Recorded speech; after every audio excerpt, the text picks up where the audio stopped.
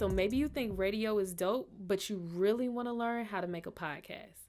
My name is Kamaya Truitt Martin, and I'm one of the directors at WUNC's Youth Reporting Institute. Today, we're going to be talking about how to pitch a podcast. First things first, focus statement. That's 1 to 3 sentences tightly summing up what your podcast is about.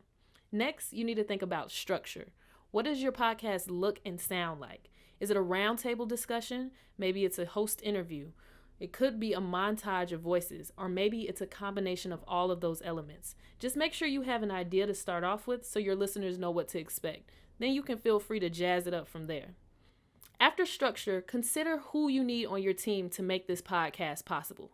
You could need a host, a production team, or somebody to help promote your new podcast. Whatever the case may be, you need to think of each and everything you need to make your podcast work and who is best to fulfill those roles. After you gotten your team together, you need to think about my favorite part, the name.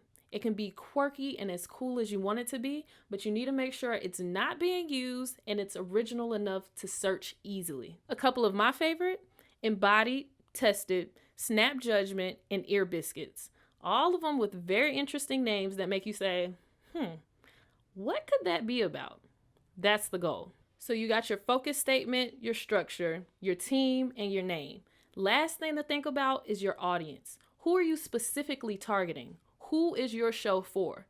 Think about the demographics around who you're trying to reach.